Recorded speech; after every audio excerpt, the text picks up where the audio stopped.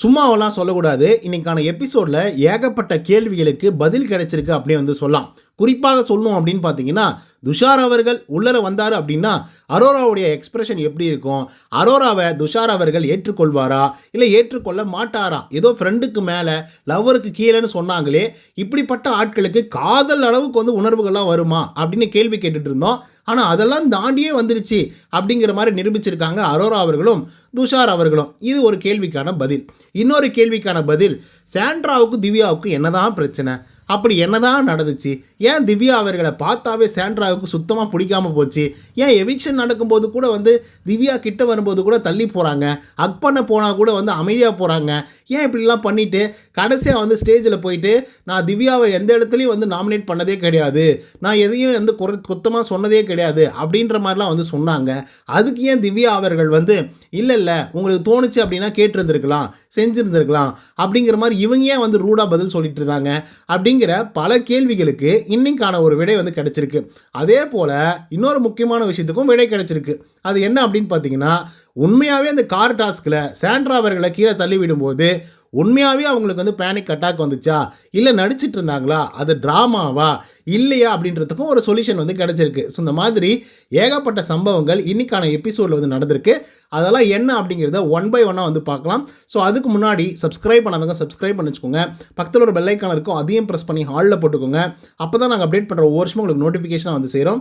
அது தாண்டி இந்த வீடியோவுக்கு குறைஞ்சபட்சம் ஒரு 1000 லைக்கான எதிர்பார்க்குறோம். ஸோ லைக்கை போடுங்க, வீடியோ பாருங்கள். வாங்க இன்று வீடியோக்கு வந்து போகலாம். சம்பவம் நம்பர் 1. ஒரு பக்கம் திவாகர் அவர்கள் இது என்னுடைய வீடு, எனக்கான உரிமை அப்படின்னு சொல்லி பேசிகிட்டு இருக்காப்புல. இன்னொரு பக்கம் திவ்யா கணேஷ் இது என்னுடைய வீடு, எனக்கான உரிமை, போய் ஒழுங்காக அந்த பக்கம் படு அப்படின்னு சொல்லி பேசிகிட்டு இருக்காங்க. இதெல்லாம் பார்க்கும்போது எப்படி இருக்குது அப்படின்னு பார்த்தீங்கன்னா, 105 நாட்களுக்கு உங்களுக்கு கான்ட்ராக்ட் போட்டு சம்பளத்தையும் கொடுத்து ஃபெமிலியாரிட்டியும் தேடி கொடுத்தாக்கா நீங்கள் என்னடானா அந்த வீட்டையே சொந்தமாக்கலான்னு பார்க்குறீங்களாடா, ஏன்னா எங்களெல்லாம் பார்த்தா எப்படிலாம் இருக்குது அப்படின்னு சொல்லி கேள்வி கேட்குற அளவுக்கு தான் இவங்களோட சண்டை இருந்துச்சு அப்படின்னு வந்து சொல்லலாம். ஸோ சண்டையில் என்ன நடந்துச்சு அப்படிங்கிறத முதல்ல பார்த்துருவோமா. முதல் விஷயம் என்ன அப்படின்னு பார்த்தீங்கன்னா, பெண்கள்லாம் வந்து ஒரு ரூமில் படுக்கலாம், செம ஃபன்னாக இருக்கும், ஜாலியாக இருக்கும் அப்படின்னு சொல்லி பெண்கள்லாம் முடிவு எடுத்துட்டாங்க. முடிவு எடுத்ததுக்கு அப்புறமாக நம்ம வாட்டர்மெலன் ஸ்டார் திவாகர் இருக்கார்ல, அந்த மனுஷன் சட்டையே போடாமல் பெட்டில் வந்து படுத்து தூங்கிட்டு இருக்காப்புல. சொல்லப்போனால் படுத்து தூங்க போகிறார். அப்போ வந்து பார்த்திங்க அப்படின்னா திவ்யா கணேஷ் வந்து சொல்கிறாங்க, ஆனால் திவாகரனே நீங்கள் எந்திரிச்சு அந்த ரூமுக்கு போயிடுங்க, பெண்கள் நாங்கள்லாம் வந்து ஒரே ரூமில் தூங்கணும்னு ஆசைப்பட்றோம், ஸோ இந்த மாதிரி நாங்கள் தூங்கினதே இல்லை, ஸோ அதனால் நீங்கள் அந்த ரூமுக்கு போங்க அப்படின்னு சொல்கிறாங்க. அதுக்கு நம்ம திவாகர் அவர்கள் இல்லைம்மா என்னாலாம் போக முடியாது, நான் இங்கே தான் தூங்குவேன், ஆக்சுவலாக எனக்கு தூக்கமே வந்துடுச்சு, நான் இங்கே தூங்க போகிறேன் அப்படிங்கிற மாதிரி திவாகர் அவர்கள் வந்து சொல்கிறாங்க. ஸோ இதுக்கு திவ்யா கணேஷ் வந்து என்ன சொல்கிறாங்க அப்படின்னா, இல்லைண்ணே நாங்கள் எல்லோரும் ஒன்றா இருக்கணும், செம ஃபன் பண்ணணும், பெண்களாக இருக்கும்போது ஜாலியாக இருக்கணே, போங்கண்ணே அப்படின்னு சொல்லும்போது இல்லைம்மா அங்கே டஸ்ட்டாக இருக்குது, க்ளீனாக இல்லை, ஒழுங்காக இல்லை, பெட்டெல்லாம் ஒரு மாதிரி இருக்குது, அதெல்லாம் க்ளீன் பண்ணிட்டு அதுக்கப்புறம்லாம் என்னால் தூங்கலாம் முடியாது சரியா, அப்படி இருக்கும்போது நான் இங்கே தூங்கிக்கிறேன் அப்படின்ற மாதிரி வந்து நம்ம திவாகர் சொல்லும்போது அதுக்கு திவ்யா என்ன சொல்கிறாங்க, சரி ஓகே நான் க்ளீன் பண்ணி கொடுத்துட்டா, எல்லாத்தையும் ரெடி பண்ணி கொடுத்துட்டா நீ அங்கே போயிடுறியாப்பா அப்படின்னு சொல்லி கேட்டோடனே சரிம்மா அப்படின்னு சொல்லிடுறாங்க. வியானாவும் ரம்யாவும் கெமியெல்லாம் போய் பெட்டெல்லாம் வேறு ரெடி பண்ணி கொடுத்துட்டு சரி ஓகே ரெடி ஆகிடுச்சு, வாட்டர்மெலனை அனுப்புங்க அப்படின்னு சொல்லும்போது வாட்டர்மெலன் போக மாட்டேன்னு சொல்கிறாப்புல. உடனே வந்துச்சு பாருங்க கோவம் நம்ம திவ்யாவுக்கு. ஏன்பா வாட்டர்மெலனு இவ்வளோ நேரம் வந்து நாங்கள் கஷ்டப்பட்டு க்ளீன் பண்ணி உனக்காக பெட்டெல்லாம் ரெடி பண்ணி வச்சுருந்தா நீ போகமாட்டேன்னு சொன்னால் என்ன அர்த்தம்? அப்பயே போகமாட்டேன்னு சொல்ல வேண்டியது தானே. போகிறேன்னு சொல்லிவிட்டு வேலையும் வாங்கிட்டு போகாமல் இருந்தால் எப்படி இது அப்படின்னு சொல்லி இவங்க ஒரு பக்கம் கேட்குறாங்க. இதுக்கேற்ற மாதிரி நம்ம விக்ரமே சரி இத்தனை நாட்களாக நம்ம காமெடியே பண்ணல, இப்போ பண்ணுறோம் பாடுறா ஒரு காமெடி அப்படின்னு சொல்லி ஒரு சீரியஸான ஒரு கான்வர்சேஷன் போயிட்டு இருக்கும்போது காமெடி பண்ணுறான் அப்படிங்கிற பேரில் இந்த மனுஷன் போய் திவாகரை வந்து உசிப்பேத்தி விட்றாப்புல. அண்ணே விட்டுறாத வாட்டர்மெலன் விட்டுறாத, இது உன்னுடைய உரிமை, நீ இங்கே தான் தூங்கணும் சரியா அப்படின்ற மாதிரி அந்த ஆள் சொன்ன உடனே இவர் பயங்கரமாக ஏகர ஆரம்பிக்கிறாப்புல.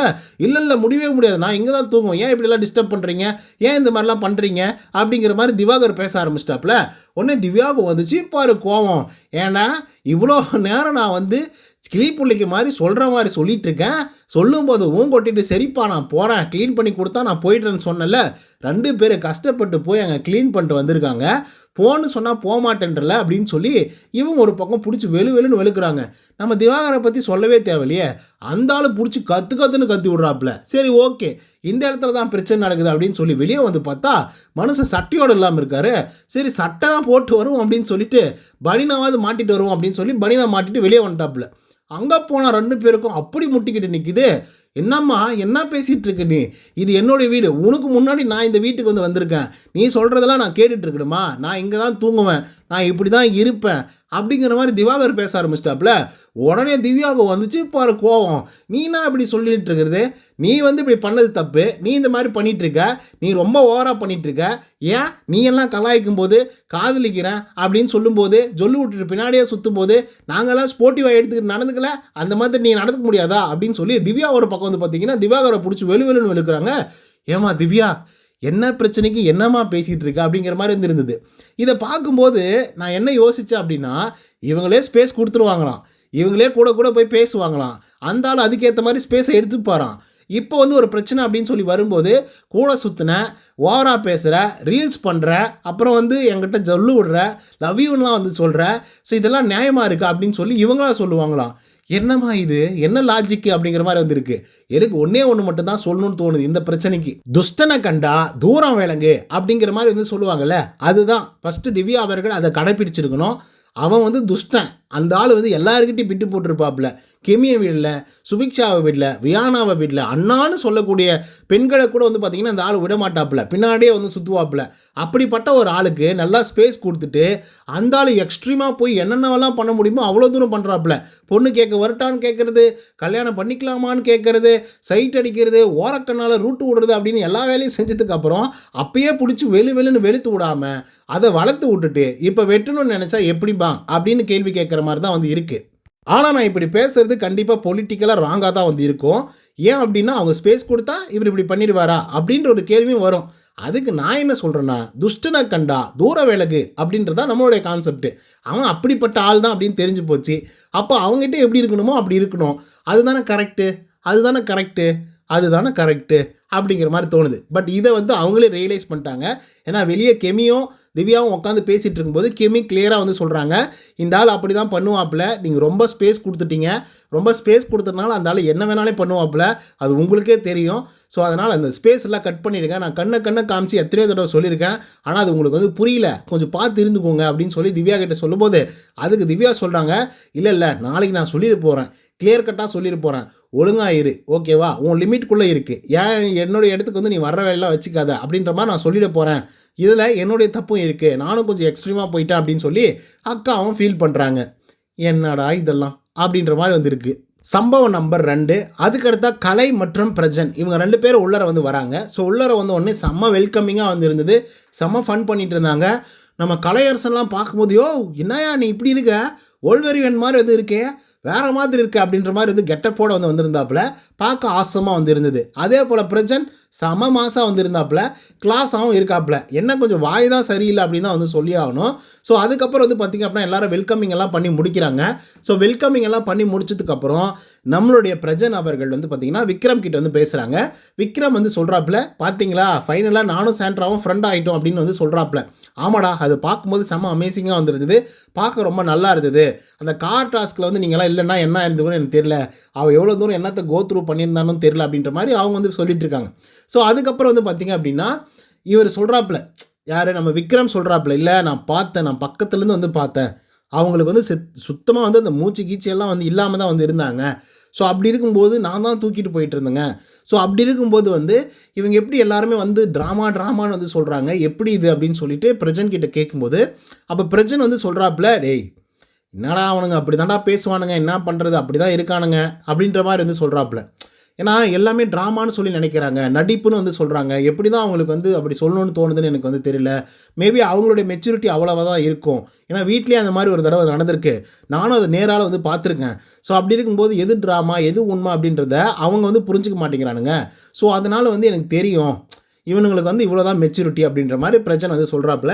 ஸோ அதுக்கப்புறம் சபரிக்கிட்டேயும் நம்ம விக்ரம் கிட்டேயும் ரொம்ப தேங்க்ஸ் எல்லாம் சொல்கிறாப்புல. நீங்கள்லாம் இல்லை அப்படின்னா அவங்க எப்படி ஆயிருப்பானே எனக்கு தெரியவே இல்லை, எனக்கு எத்தனை விஷயங்கள் கோத்ரூ பண்ணியிருப்பானே எனக்கு புரியவே இல்லை. ஸோ அப்படி இருந்தும் ஸ்ட்ராங்காக அப்படியே திரும்பி வெளியே வந்துட்டா அப்படிங்கிற மாதிரி பிரஜன் அவர்கள் பார்த்திங்கன்னா சாண்ட்ராவை பற்றி சொல்கிறாங்க. ஸோ எனக்கு தெரிஞ்சு என்னென்னா, நம்ம 1000 விமர்சனங்கள் பண்ணலாம். ஸோ விமர்சனங்கள் அப்படிங்கிறது வாய் வழியாக வருது, என்ன வேணாலும் யோசிக்கலாம், என்ன வேணாலும் சொல்லலாம், என்ன பெர்ஸ்பெக்டிவ்னாலும் நம்ம யோசிக்கலாம். பட் எண்ட் ஆஃப் தி டே அங்கே உள்ளே இருந்து ஒரு ஆள், எனக்கு தெரிஞ்சு விக்ரம் அவ்வளோ சீக்கிரம் பொய் சொல்ல மாட்டாருன்ற நம்பிக்கை எனக்கு வந்து இருக்குது. வக்கரமெல்லாம் இருக்கும், ஆனால் பொய் சொல்ல மாட்டார் அப்படின்றது எனக்கு வந்து உறுதியாக தெரியும். ஸோ அவர் பக்கருந்து பார்த்ததாக அவர் வந்து சொல்கிறாப்புல மக்களே. ஸோ எனக்கு எப்படி இதை எடுத்துக்கிறதுன்னு தெரியல. ஸோ நீங்கள் எப்படி நினைக்கிறீங்க அப்படிங்கிறத கமெண்ட்ஸில் வந்து சொல்லுங்கள்.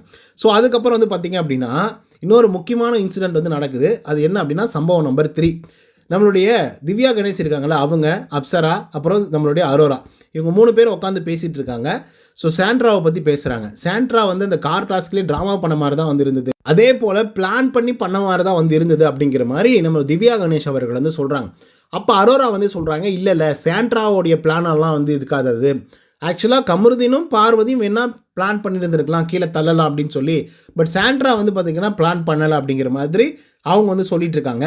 ஸோ அப்போ வந்து பார்த்திங்க அப்படின்னா நம்ம அப்சரா வந்து சொல்கிறாங்க, என்ன சொல்கிறாங்க அப்படின்னா, சாண்ட்ராவோடைய விஷயத்தை நீங்கள் யோசிச்சு பாருங்களேன், அவங்கள யோசிச்சாவே எல்லாமே வந்து ஒரு மிஸ்ட்ரியாக வந்து இருக்குது. ஸோ அதெல்லாம் ஒரு மர்ம மாதிரியே வந்து இருக்குது அப்படின்னு சொல்லிட்டு இருக்கும்போது தான் பிரஜனும் கலையும் வந்து பார்த்திங்கன்னா என்ட்ரி வந்து கொடுக்குறாங்க. ஸோ இப்போ வரைக்குமே அங்கே இருக்கிறவங்களுக்கும் அதே அளவு தான் வந்து பார்த்திங்க அப்படின்னா மர்மமாக வந்து இருக்கு. ஏன்னா சாண்ட்ராவோடைய ஆக்ஷன்ஸு, ரியாக்ஷன்ஸு, திடீர்னு அவங்க வந்து கோத்ரூ பண்ண விஷயங்கள், அவங்க வந்து பார்த்திங்கன்னா ரியாக்ட் பண்ண விஷயம், திடீர்னு வந்து கத்துவாங்க. யாராவது நார்மலாக போய் பேச போனால் கூட அவங்க மனசுக்குள்ளே என்ன இருக்குன்றதெல்லாம் வந்து வெளிப்படையாக சொல்லலைனா கூட திடீர்னு கத்த ஆரம்பிச்சிருவாங்க, பேச ஆரம்பிச்சிருவாங்க, ஒரு மாதிரி ரியாக்ட் பண்ண ஆரம்பிச்சிருவாங்க. ஸோ அதெல்லாம் பார்க்கும்போது லிட்ரலாக அப்சரா சொன்ன மாதிரி மிஸ்ட்ரியாக தான் வந்து இருக்கும். ஓகேவா, அவங்களுக்கு மென்டலாக ஏதாவது பிரச்சனை இருக்கா, இல்லை வேறு ஏதாவது ப்ராப்ளமா, இல்லை வேறு ஏதாவது மனசுக்குள்ளே கோத்ரூ பண்ணுறதுனால அப்படி ரியாக்ட் பண்ணுறாங்களா அப்படின்றது இப்போ வரைக்குமே தெரியல. ஒரு இன்சிடெண்ட் நடக்குது அப்படின்னா அந்த இன்சிடெண்ட்டுக்கு அவங்க ரியாக்ட் பண்ணுவாங்க. அதே மாதிரி இன்சிடெண்ட் வந்து இன்னொன்று நடக்கும்போது அதுக்கு வேறு மாதிரி ஒரு ரியாக்ஷன் வந்து கொடுப்பாங்க. குறிப்பாக சொல்லணுன்னா ஒரு இடத்துல கோவமாக இருப்பாங்க, ஒரு இடத்துல சிரிச்சிட்டு இருப்பாங்க, ஒரு இடத்துல எந்த விதமான ரியாக்ஷனுமே இல்லாமல் அமைதியாக இருப்பாங்க. ஸோ இதுதான் மிஸ்ட்ரி அப்படிங்கிறது. ஸோ அந்த ஒரு விஷயத்தை வந்து அப்சரா அவர்கள் வந்து சொல்லியிருக்காங்க. ஸோ இப்போ நீங்கள் சொல்லுங்கள், சாண்ட்ரா அவர்களுடைய ஆக்டிவிட்டீஸ் எப்படி இருக்குது அப்படின்றத. அதுக்கப்புறம் சம்பவம் நம்பர் 4, இந்த பிக் பாஸ் எப்படிப்பட்ட ஒரு வாழ்க்கையை மற்ற ஆட்களுக்கு கொடுக்கும் அப்படிங்கிறது ஒரு சிறந்த எடுத்துக்காட்டு தான் கலையரசன் சொன்ன விஷயம். கலையரசன் அவர்கள் வந்து இந்த பிக் பாஸ் வீட்டை விட்டு வெளியே போனதுக்கப்புறம் ஒரு கவர்மெண்ட் எக்ஸாம் எழுதி நேற்றுக்கு தான் ப்ராக்டிக்கல்லாம் அட்டென்ட் பண்ணி இன்டர்வியூலாம் முடிச்சுட்டு வந்திருக்காப்புலையா. உகாண்டா நாட்டுக்கு கலை சம்பந்தமான வேலைகளை வந்து பார்த்திங்கன்னா செய்ய போகிறதுக்காக சொல்லியிருக்காங்க. அது இட்ஸ் மீன்ஸ் ட்யூட்டர், அதாவது சொல்லிக் கொடுக்கறதுக்காக போகிற மாதிரி எனக்கு தெரியுது தமிழ்நாடு சார்பாக. ஸோ அது வந்து பார்த்திங்கன்னா ஒரு பெரிய அச்சீவ்மெண்ட் தான். ஸோ இந்த மாதிரி ஏகப்பட்ட அச்சீவ்மெண்ட் கலையரசன் கிட்ட வந்து இருக்குது. அவர் ஆக்சுவலாக வந்து பார்த்திங்க அப்படின்னா ரொம்ப திறமைசாலியான ஒரு ஆள் தான். பட் இருந்தாலும் இந்த பிக் பாஸ் வீட்டுக்கு ஃபிட் கிடையாது. அதே போல் அவர் எடுக்கக்கூடிய டெசிஷன்ஸ்க்கும் ஃபிட் கிடையாது. அகோரி அப்படிங்கிற ஒரு விஷயத்தை அவர் வந்து எடுத்துக்கல அப்படின்னா, லிட்ரலாக சொல்கிறேன், லைஃப்பில் அவர் வந்து எங்கேயோ இருக்க வேண்டிய ஒரு ஆள், எப்படியோ இருக்க வேண்டிய ஒரு ஆளாக தான் இருந்திருப்பார். ஸோ பார்ப்போம், கண்டிப்பாக இந்த பிக் பாஸ் அவருக்கு வந்து நிறைய பாடங்களை வந்து சொல்லி கொடுத்துருக்கோம் அப்படின்னு நான் நினைக்கிறேன். ஸோ அவர் மேலும் மேலும் வந்து வாழ்க்கையில் வந்து பார்த்திங்கன்னா பெருசாக அடைவார் அப்படின்ற மாதிரி எனக்கு தோணுது. உங்களுக்கு தோணுதா இல்லையா அப்படிங்கிறத கமெண்ட்ஸில் சொல்லுங்கள். அதுக்கப்புறம் நான் முன்னாடியே சொன்ன மாதிரி பிரஜன் வந்து ஃபீல் பண்ணி வந்து பேசிகிட்டு இருந்தார் இல்லையா, சபரிக்கிட்டையும் விக்ரம் கிட்டையும். ஸோ அந்த ஒரு விஷயத்துக்கு வந்து ஒரு கன்க்ளூஷன் வந்து கொடுத்தாப்புல நம்மளுடைய சபரநாதன் அவர்கள். ஏன்னா பிரஜன் வந்து என்ன சொல்லியிருப்பார் அப்படின்னா, அவ்வளோ விஷயங்கள் வந்து நடந்திருக்கு, ஆனால் எல்லாருமே ட்ராமான்னு வந்து சொல்கிறாங்க அப்படின்ற மாதிரி சொல்லும்போது விக்ரம் சொல்லியிருப்பாப்புல, இங்கே வந்தவங்க எல்லாருமே அப்படி தானே சொல்கிறாங்க அப்படின்ற மாதிரி.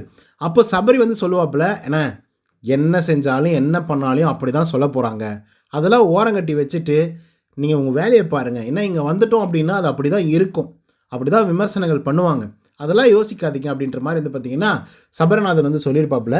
சொல்லப்போனால் அதை மெச்சூராக ஹேண்டில் பண்ணி அவருக்கு வந்து சொல்லியிருப்பார் அப்படின்னு வந்து சொல்லலாம். ஸோ எனக்கு தெரியுது பிரச்சனையுடைய பிரச்சனை எவ்வளோ தூரம் வந்து இருக்கும், அவர் வந்து லிட்ரலாக எவ்வளோ தூரம் எவ்வளோ விஷயங்கள் வந்து கோத்ரூ பண்ணியிருப்பார் அப்படின்னு சொல்லி. ஏன்னா பிரச்சனைக்கு வந்த விமர்சனங்களை விட சாண்ட்ராவுக்கு வந்த விமர்சனங்கள் தான் அதிகம், லிட்ரலாக சொல்லப்போனால். ஸோ அது எந்த அளவுக்கு அதிகம் அப்படின்றது ரொம்ப ரொம்ப முக்கியம் மக்களே. ஏன்னா ரொம்ப எக்ஸ்ட்ரீமான வார்த்தைகளை பயன்படுத்தியிருக்காங்க, ட்ராமா அப்படின்னு வந்து சொல்லியிருக்காங்க, சைக்கோன்னு சொல்லியிருக்காங்க, மென்டலி அவங்க வந்து ஒரு மாதிரி இருக்காங்க அப்படின்னு சொல்லியிருக்காங்க. ஸோ நானும் விமர்சனங்கள் வந்து பண்ணியிருக்கேன், ஓகேவா, அந்தந்த இன்சிடெண்ட்டுக்கு அவங்க பண்ணக்கூடிய விஷயங்களை வச்சு தான் நம்ம வந்து சொல்லிகிட்ருக்கோம். பட் எண்ட் ஆஃப் தி டே நம்ம சொல்லிடுறோம். பட் இருந்தாலும் பிரச்சனை அதை எப்படி கேரி ஓவர் பண்ணியிருப்பார், அதை எப்படி கோத்ரூ பண்ணியிருப்பார் அப்படிங்கிற போது அதை யோசிக்கும் போது எனக்கு வந்து லிட்டரலாக ஒரு மாதிரி வந்து இருக்குது. அண்ட் ஒன் மோர் திங் என்ன அப்படின்னு பார்த்தீங்கன்னா, கலையரசன் வந்து பார்த்திங்க அப்படின்னா திவாகர் கிட்ட வந்து சொல்லியிருப்பாப்புல, திவாகர் கேட்டிருப்பாப்புல, பார்வை பார்த்தியா, கமருதீனை வந்து பார்த்தியா அப்படின்னு சொல்லி கேட்கும்போது கலையரசன் இல்லைன்னு சொல்கிறாப்புல. அப்படியா அப்படின்னு சொல்லி கேட்டதுக்கப்புறம் பிரஜன் வந்து கமருதீன் கிட்ட பேசியிருக்காரு அப்படின்ற மாதிரி சொல்கிறாங்க. என்னடா சொல்கிற, கார் டாஸ்க்கு அப்புறமா அவடா பேசினார் அப்படின்னா, ஆமாம் கார் டாஸ்க்கு அப்புறம் தான் வந்து பேசியிருக்காப்புல. என்னடா பேசுனாங்க, ஏதாவது சண்டை கண்டை பிடிச்சாங்கடா அப்படின்னு சொல்லி கேட்கும்போது, இல்லை அப்படிலாம் இல்லை, பேசியிருக்காங்க. ஸோ கமருதீன் கிட்ட சரி ஓகேடா, அது வந்து ஏதோ ஒரு இன்சிடெண்ட்டில் நீ அப்படி பண்ணிட்ட, ஏதோ ஒரு விஷயத்தில் அப்படி பண்ணிட்ட, ஓகே ஒன்றும் பிரச்சனை இல்லை அப்படிங்கிற மாதிரி வந்து பிரஜன் சொல்லியிருக்கிறதாக கலையரசன் வந்து பார்த்திங்க அப்படின்னா திவாகர் கிட்ட சொல்கிறாப்புல. ஓகேவா? ஸோ எனக்கு தெரிஞ்ச அவர் மன்னிச்சிருப்பார் அப்படின்ற மாதிரி தான் தோணுது. ஏன்னா அவர் வந்து பேச்சில் தான் ஒரு மாதிரி இருக்குமா தவிர செயல்களில் அந்த வீச்செல்லாம் வந்து இல்லை. ஓகேவா? ஸோ அப்படிப்பட்ட ஒரு ஆள் தான் வந்து பிரஜன் அவர்கள். ஸோ அவருக்கு நம்ம வந்து ரொம்ப ரொம்ப நம்ம அவரை போட்டு அடிக்கலாம் தேவையில்லை. அவரே வந்து பார்த்திங்க அப்படின்னா ரொம்ப நொந்து போய் வாழ்க்கையில் ரொம்ப கஷ்டப்பட்டு வேதனைப்பட்டு நல்ல ஒரு பெரிய ஆக்டராக இருந்து இப்போ ஒன்றுமே இல்லாமல் பிக் பாஸுடைய வாய்ப்பை தேடி வந்து பணம் கஷ்டத்தோடு வந்து சரி நான் போனாக்கா கம்மியாக சம்பளம் வரும் நீயும் வாமா அப்படின்னு சொல்லி அவங்க ஒய்ஃபையும் கூப்பிட்டுட்டு வந்து ஸோ நான் நினச்சிருந்தா குடும்பத்தோடு வந்திருப்பேன் அப்படின்ற மாதிரிலாம் வந்து சொல்லியிருந்தார் அவருடைய என்ட்ரியில். ஸோ அந்தளவுக்கு வறுமையின் சிகரமாக இருக்காங்களா என்னன்னு புரியல. பட் என்ன தெரியும் அவங்க சொன்ன விஷயத்தை தான் நான் வந்து சொல்லிட்டுருக்கேன். ஓகேவா? போதும்பா இதை முடிச்சுக்கலாம். ஏன்னா திரும்ப திரும்ப அவங்கள பற்றி பேசி அவங்கள நோக்கடிச்சு ஏதோ ஒரு விதத்தில் அவங்கள நோக்கடிக்கும்ல. போதும் எல்லாமே நடந்து முடிஞ்சிருச்சு, இதுக்கப்புறம் எதையும் மாற்ற முடியாது. ஸோ அப்படி இருக்கும்போது வந்து போதும் இவங்க இப்படி தான் அப்படின்னு தெரிஞ்சதுக்கப்புறம் அதை பற்றி பேச வேண்டியதில்லை. அதை பேசி பேசி மறுபடியும் புகச்சிக்க வேண்டிய அவசியம் இல்லை அப்படிங்கிற மாதிரி வந்து தோணுது. ஸோ அதுக்கப்புறம் வந்து பார்த்திங்க அப்படின்னா 2வது என்ட்ரி வந்து வராங்க. 2வது என்ட்ரியில் வந்து பார்த்திங்கன்னா நம்ம அமித் பார்கவ் அவர்களும் அதுக்கப்புறம் நம்மளுடைய துஷார் அவர்களும் வந்து வராங்க. ஸோ செம்ம ஃபன்னாக வந்துருந்தது. அவருடைய என்ட்ரியெல்லாம் பயங்கரமாக வந்துருந்தது. துஷார் வந்து ஃபஸ்ட்டு எல்லாருக்கும் ஹக் கொடுத்து கையெல்லாம் கொடுத்து அதுக்கப்புறம் வந்து பார்த்திங்கன்னா ஃபன்லாம் பண்ணிவிட்டு அதுக்கப்புறம் அரோரா கிட்ட வந்து போகிறாங்க. ஸோ அந்த மூமெண்ட் வந்து செம்மையாக இருந்துச்சு. பின்னாடி இருந்து தட்டும்போது டக்குன்னு வந்து கட்டி பிடிச்சாங்க. யோ யார் நீங்கள்லாம் இப்படிலாம் ரொமான்ஸ் பண்ணிகிட்ருக்கீங்க, பிக் பாஸ் வீடு என்னையா பண்ணிகிட்ருக்கீங்க அப்படிங்கிற மாதிரி வந்துருந்தது. பட் எனியோ பார்க்க பயங்கர க்யூட்டாக வந்துருந்தது. என்ன வேறு ஒரு கப்புள் வந்து இந்த வீட்டுக்குள்ளே இருந்தாங்க, அவங்க பண்ணும்போது கிரிஞ்சாக தெரிஞ்சு வேறு வார்த்தைகள்லாம் பயன்படுத்துனாங்க. கவர் கப்புள் இப்போ கப்புள் அப்படின்ற மாதிரிலாம் வந்து சொல்லிட்டு இருந்தாங்க. ஸோ ஆனால் இந்த கப்புளை வந்து மக்கள் ஏற்றுக்கிறாங்க. அது ஏன் எதுக்கு அப்படின்றது எனக்கு புரியவே இல்லை. சரி ஓகே அது உங்களுடைய விஷயம். ஏன்னா நீங்கள் பார்க்குற கண்ணோட்டம் வேறு, நான் பார்க்குற கண்ணோட்டம் வேறு. ஓகேவா? ஸோ அதில் தொடர்ந்து வந்து பார்த்திங்க அப்படின்னா துஷாருக்கும் அரோராவுக்கும் ஒரு கான்வர்சேஷன் வந்து போது மக்களே. என்ன கான்வர்சேஷன் போகுது அப்படின்னு பார்த்தீங்கன்னா கூட்டு தனியாக உட்கார வச்சு இங்கே பாருமா தாயே, நான் எவிக்ட் ஆகி போனதுக்கு வந்து நீ காரணம் கிடையாது, நான் போனதுக்கு காரணம் நான் தான். சரியா? நீ நல்லா கேம் ப்ளே பண்ணிகிட்ருக்க, நீ நல்லா தான் விளையாடிட்டுருக்க. ஸோ அதை நீ கோத்ரூ பண்ணாத, நீ அந்த மாதிரி யோசிக்காத, உன்னால தான் நான் போனேன் அப்படின்னு சொல்லி நீ நினைக்காத அப்படின்னு சொல்லிட்டு அந்த மனசு வந்து சொல்லிட்டாப்புல துஷார் அவர்கள். ஸோ இந்த பக்கம் வந்து அரோரா அவர்கள் என்ன சொல்கிறாங்கன்னா, இல்லை அதையே வச்சு என்னை வந்து குத்தி வந்து ஒரு மாதிரி பண்ணிகிட்டு இருந்தாங்க. சொல்லப்போனால் என்னை அழ வைக்கணும் அப்படின்னா துஷாருடைய பேரை சொன்னால் போதும், நான் அழுதுருவேன் அப்படின்ற மாதிரி எல்லாரும் ஃபிக்ஸ் பண்ணிட்டாங்க மைண்டில். ஸோ அதனால தான் எனக்கு வந்து இதுவாக இருந்தது. அதே போல் எல்லாரும் சொல்லும்போது ஒரு வேளை என்னால் தான் அவன் போயிட்டானோ அப்படிங்கிற ஒரு பயமும் வந்து இருந்தது.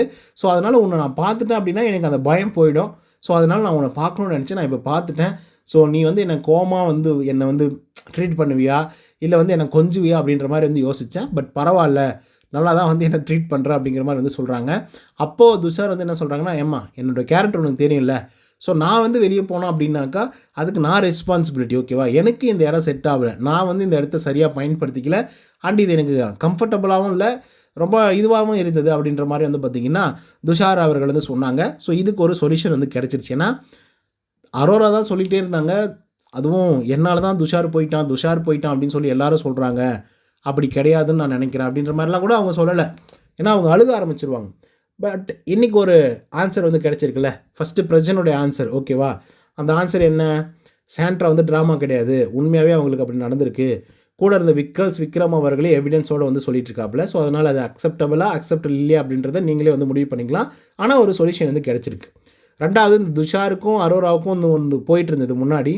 ஸோ உள்ளர வந்ததுக்கப்புறம் இவங்க மறுபடியும் முரண்பாடோடு வந்து இருப்பாங்களோ அப்படிங்கிற மாதிரி யோசிக்கும் போது இல்லை அப்படிலாம் ஒன்றும் இல்லை, நான் போனதுக்கு நான் தான் காரணம் அப்படின்ற மாதிரி இவர் சொல்லிட்டாங்க. ஸோ அதனால் அரோராவுடைய விஷயம் ஃப்ரீ ஆகி போச்சு. அதுக்கு அடுத்து தான் இன்னொரு முக்கியமான விஷயம், நம்ம அமித் அவர்கள் இருந்திருக்கார் இல்லையா, அவர் வந்து விக்ரம்ஸை கூப்பிட்டு ஒரு விஷயத்தை வந்து டிஸ்கஸ் பண்ணுறாரு. என்ன விஷயத்தை டிஸ்கஸ் பண்ணுறாரு அப்படின்னு பார்த்தீங்கன்னா, இல்லை சாண்ட்ரா வந்து உங்ககிட்ட உட்காந்து சொல்லிட்டு இருந்தாங்கல்ல, நான் வந்து என் பாட்டுக்கு வந்து உட்காந்துட்ருப்பேன், திடீர்னு அவன் தான் பீன் பேக்கை எடுத்துகிட்டு வந்தெல்லாம் அவனே வந்து கேட்டுட்ருப்போம், உட்காந்துட்ருப்பான்.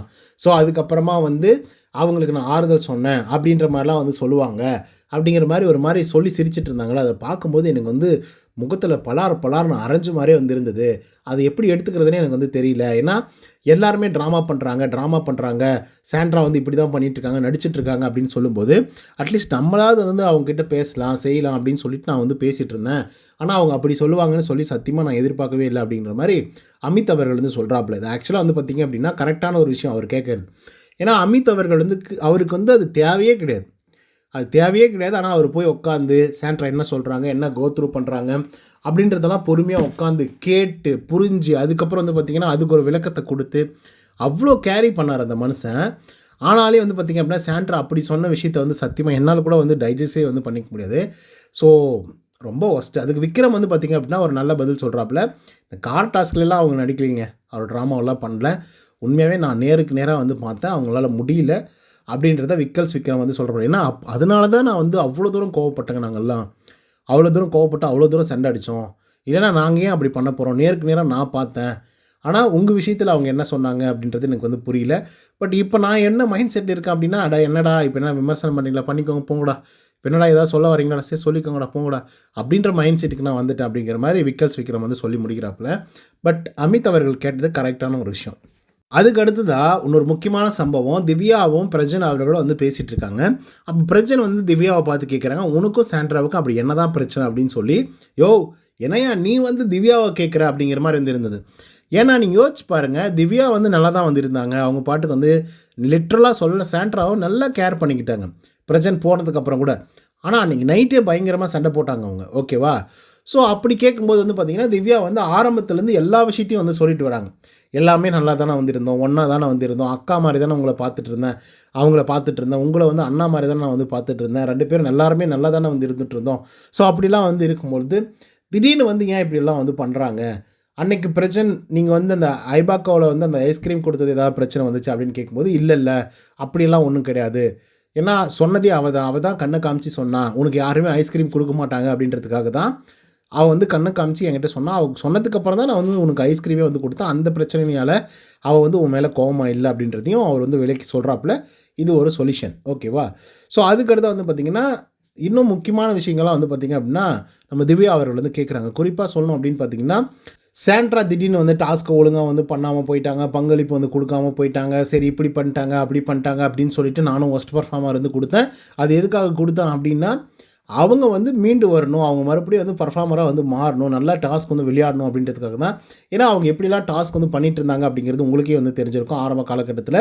சரி அதுலேருந்து மீண்டு வரணும் அப்படின்றதுக்காக தான். அது மட்டும் இல்லாமல் எனக்கு மனசில் பட்டது அவங்க வந்து சரியாக பர்ஃபார்மன்ஸ் பண்ணல அப்படின்னு சொல்லி, ஸோ அதனால் நான் வந்து அதை கொடுத்தேன் அப்படிங்கிற மாதிரி நம்மளுடைய திவ்யா வந்து சொல்கிறாங்க. ஸோ அப்போ வந்து பிரச்சனை என்ன சொல்கிறாங்கன்னா, அந்த காரணம் கூட வந்து கிடையாது, அதெல்லாம் இல்லை, அது எல்லாரும் சொல்கிற ஒரு விஷயம் தான், அதுக்காகலாம் அதை வந்து பண்ணல அப்படின்ற மாதிரி வந்து சொல்லும்போது, அப்போ என்ன தான் பிரச்சனை, நான் நல்லா தானே வந்திருந்தேன், கரெக்டாக தானே வந்திருந்தேன். ஸோ அப்படி இருக்கும்போது எதாவது நான் தப்பு பண்ணியிருந்தேன் அப்படின்னா என்ன தப்பு பண்ணேன் அப்படின்னு சொல்லி சட்டையாக பிடிச்சி கேள்வி கேட்டிருந்துருக்கலாம்ல. இல்லை அதுக்கு ஒரு க்ளோஷர் வந்து கொடு, நீ ஏன் இப்படி பண்ண அப்படின்னு சொல்லி கேட்டிருந்துருக்கலாம்ல. ஸோ அப்படிலாம் எதுவுமே வந்து கேட்காம எதுவுமே வந்து சொல்லாமல் திடீர்னு வந்து பார்த்திங்க அப்படின்னா அவங்க பாட்டுக்கு வந்து பேசாமல் வந்து இருக்காங்க, இஷ்டத்துக்கு வந்து பேசிகிட்டு இருக்காங்க, தனியாக போய் என்னை பற்றி ஏதோ பேசியிருக்காங்க, ஏதோ ஒரு மாதிரி வந்து இது பண்ணியிருக்காங்க அப்படிலாம் வந்து சொல்லும்போது, அப்போ பிரச்சனை வந்து பார்த்திங்கன்னா ஒரு விஷயத்தை வந்து சொல்கிறாப்புல. இல்லை திவ்யா நீ வந்து தப்பாக புரிஞ்சிக்காத, எனக்கு தெரிஞ்சு ஐபாக்காவில் அந்த பிரச்சனை வந்து நடக்கலை, நீங்கள் ஒஸ்ட் பர்ஃபார்மராக கொடுத்தீங்கல்ல அதுக்காகவும் அந்த பிரச்சனை வந்து நடக்கலை, அதுக்காகவும் அவங்க வந்து கோபமாக வந்து இல்லை. மேபி நான் எவிக்ட் ஆகி வெளியே போனது தான் ஒரு காரணமாக இருக்கும் அப்படின்னு சொல்லி நான் நினைக்கிறேன். ஏன்னா இன்கேஸ் நான் வந்து எவிக்ட் ஆகாமல் இருந்திருந்தேன் அப்படின்னா மேபி இந்த பிரச்சனை இவ்வளோ தூரம் வந்து நான் வளர்க்க விட்டுருக்க மாட்டேன் அப்படின்ற மாதிரி பிரஜன் அவர்கள் வந்து பார்த்திங்கன்னா திவ்யா கிட்ட வந்து சொல்கிறாங்க. அண்ட் அதுவும் இல்லாமல் பிரஜன் வந்து என்ன சொல்கிறார் அப்படின்னா, அதாவது இந்த விஷயத்துக்கு வந்து கன்க்ளூஷன் என்ன சொல்கிறார் அப்படின்னு பார்த்தீங்கன்னா, நான் வந்து அவருக்கு வந்து துண்டிக்கணும் அப்படின்னு சொல்லி ரெட் கொடுத்தேன் இல்லையா, அங்கேருந்து தான் இந்த பிரச்சனையை வந்து ஆரம்பிச்சிருக்கா அப்படின்னு நான் நினைக்கிறேன். ஏன்னா நீ சொன்ன எந்த காரணத்துலையும் அதில் வந்து ஒப்பிட்டு போகல, அதுக்காக வந்து கோவப்படலை அப்படின்ற மாதிரி தான் தெரியுது. எனக்கும் வெளியிலேருந்து பார்க்கும்போது அப்படி தான் வந்து தெரிஞ்சுது. பட் நான் வந்து துண்டிக்கணும் அப்படின்னு நினச்சி ரெட்டு கொடுக்கும்போது தான் வந்து ஒரு மாதிரி அப்செட் ஆகிட்டா போல். ஸோ அதனால தான் உன் மேலே அப்படி இருந்தா அப்படின்ற மாதிரி சொல்லும்போது திவ்யா வந்து அதை முழுசாக வந்து ஏற்றுக்கலை. என்னவோ போய் பண்ணி தொலைங்க அப்படின்ற மாதிரி தான் வந்து இருந்தது. ஏன்னா லிட்டரலாக நேற்றுக்கு எபிசோட் பார்த்துருந்தீங்க அப்படின்னாவே செம்ம காண்டாக இருந்தாங்க. அந்த சாரி சொல்லணும், தேங்க்ஸ் சொல்லணும் அப்படின்றதுல. ஏன்னா சாண்ட்ரா மாதிரி ஒரு ஆள் கூட என்னால் நட்பே வச்சுக்க முடியாது, இப்படிப்பட்ட ஒரு ஆள் கூட நான் நட்பு வச்சதுனால மற்ற யார் கூட நட்பு வைக்கணும் அப்படின்னா கூட எனக்கு பயம் வருது அப்படின்ற லெவலுக்கு வந்து பார்த்திங்கன்னா திவ்யா கணேஷ் வந்து பேசியிருப்பாங்க. ஸோ அந்தளவுக்கு வெறுத்து போயிட்டாங்க அவங்க. நீங்களே யோசிச்சு பாருங்கள் மக்களே, ஒரு பிரச்சனை ரொம்ப க்ளோஸ்டு ஒன்றா வந்து இருக்கும், ரொம்ப நெருங்கிய உறவாக வந்து பழகிட்டு இருக்கோம், அக்கா தங்கச்சி அப்படின்னு பழகிட்டு இருக்கோம். என்ன தப்பு பண்ணாலும் என் நெஞ்சு சட்டையை பிடிச்சி கேள்வி கேட்டிருக்கலாம்ல, ஏன் திவ்யா இப்படி நீ பண்ணிகிட்ருக்க, ஏன் நீ வந்து இந்த மாதிரி செஞ்சிட்ருக்க அப்படின்னு சொல்லி நீ கேட்டிருந்துருக்கலாம்ல, ஏன் நீ வந்து கேட்கல அப்படின்றது தான் திவ்யாவுடைய குறைபாடாக வந்திருக்கு. பட் அதுக்கெல்லாம் முதல் காரணம் ஒன்று இருக்குது. திவ்யா வந்து சொல்லி போட்டாங்க, ஓகேங்களா? அது எப்போ அப்படின்னு பார்த்தீங்கன்னா, ஒரு நாள் வந்து 2 பேருமே ஒஸ்ட் பர்ஃபார்மரில் போயிருப்பாங்க. விக்ரம் அவர்களை வச்சு, அதாவது அவர் வந்து பார்த்திங்கன்னா கண்காணிக்கணும் அப்படின்னு சொன்னதுக்கப்புறம் இவங்கள வேலை வாங்க சொல்லியிருப்பாங்க. ஓகேவா? அப்போ அந்த தலைவலி அப்படின்னு சொல்லி தலைவலி இல்லை அப்படின்ற மாதிரி, அதுக்கப்புறம் அந்த மாத்திரை போடாமல், அதுக்கப்புறம் விஜேஎஸ் வந்து ரோஸ்ட் பண்ணி, விஜேஎஸ் வந்து திவ்யா வந்து பார்த்திங்கன்னா எக்ஸ்போஸ் பண்ணியிருந்தாப்புல. ஓகேவா? ஸோ மேபி அங்கேருந்து தான் இவங்களுடைய பிரச்சனை தொடங்குச்சோ அப்படிங்கிற மாதிரி வந்திருக்குன்னா, இதை அவங்க பொறுமையாக யோசித்து நிதானமாக கோத்ரூ பண்ணி, ஸோ அதுக்கப்புறம் தான் இவங்க மேலே வெறுப்பை வந்து காட்ட ஆரம்பித்தாங்களோ அப்படிங்கிற மாதிரி வந்து இருந்தது. பட் எண்ட் ஆஃப் தி டே அப்படி ஒன்று நடந்துருச்சு அப்படின்னா, கண்டிப்பாக அதை வந்து ஓப்பன் ஸ்டேட்மெண்ட்டாக எக்ஸ்ப்ளனேஷன் வந்து கொடுத்துருக்கலாம். இல்லை வந்து அதுக்கு ஒரு விளக்கம் வந்து பார்த்திங்கன்னா திவ்யா கிட்ட வந்து கேட்டிருக்கலாம். பட் இவ்வளோ தூரம் ட்ராக் பண்ணி கடைசியாக சொல்யூஷனே கிடைக்காத மாதிரி ஒரு விஷயத்தை வந்து ஓப்பன் அப்லேயே வந்து விட்டு போகிறது அப்படிங்கிறது நல்ல விஷயமா இல்லை. ஏன்னா திவ்யா மேலே அவ்வளோ பெரிய அக்யூசியேஷன் வந்து வைக்கப்பட்டிருக்கு. சொல்லப்போனால் லிட்டலாக சந்தேகப்பட்டிருக்காங்க. ஓகேங்களா மக்களே? ஓகே மக்களே, இதை பற்றினா உங்களோட கருத்து கேட்டு அப்படிங்கிறத கமெண்ட்ஸில் சொல்லுங்கள். இன்றைக்கான எபிசோடில் என்ன நடந்துச்சு அப்படிங்கிறத பற்றிலாம் டீட்டெயிலாக வந்து பார்த்துட்டோம். ஸோ இந்த வீடியோ பிடிச்சிருந்தால் லைக் அண்ட் சப்ஸ்கிரைப் பண்ண மறந்துடாதீங்க. இன்னொரு தகவலை சந்திக்கிறேன். Until then bye from Uday. நன்றி, வணக்கம்.